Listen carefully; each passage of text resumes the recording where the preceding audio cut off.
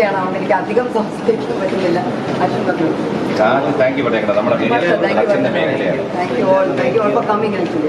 Support ചെയ്തതിനെല്ലാവരും thank you. സത്യം നമ്മൾ ആ എക്സൈറ്റ്മെന്റിൽ നിന്ന് ഇതുവരെ നമ്മൾ ഇറങ്ങിയിട്ടില്ല. അതാണ് നമുക്കൊന്നും ഒരു വേർഡ് സെറ്റ് വരുന്നില്ല. ഒന്ന് കൂൾ ഡൗൺ ആയാലേ സത്യം ചിന്തിക്കാൻ ടൈം കിട്ടിയിട്ടില്ല. നമ്മുടെ 2 വർഷം അല്ലല്ല കൂടെ പഠിച്ചതല്ല, പക്ഷെ എന്റെ ഗാങ്ങിലേ ഉണ്ടായിരുന്ന ആളായിരുന്നു, പണ്ടേ അറിയാം. എല്ലാവരും ഭയങ്കരമായിട്ട് ആഘോഷിച്ച് നടത്തുന്ന സമയത്ത് നിങ്ങൾ ലളിതമായിട്ട് എന്തുകൊണ്ടാണ് ഇങ്ങനെ ചടങ്ങ് മാത്രമായിട്ട് മാറ്റിയത്? പണ്ട് മുതൽ എനിക്ക് അതായിരുന്നു ഇഷ്ടം. എനിക്ക് പണ്ട് തൊട്ട് എനിക്ക് വളരെ ഒരു പ്രൈവറ്റായിട്ട് നടന്നു വന്നായിരുന്നു. എന്നെ ഇഷ്ടമുള്ളവരും എനിക്കിഷ്ടമുള്ളവരും മാത്രം അവിടെ നിന്ന് നമ്മളെ ബ്ലെസ് ചെയ്തിട്ട് പോകണം എന്ന് തന്നെയായിരുന്നു എൻ്റെ ആഗ്രഹം. അതേപോലെ തന്നെ നടക്കുകയും ചെയ്തു. ബ്യൂട്ടിഫുൾ ആയിരുന്നു മൊത്തം ഇവന്റ്.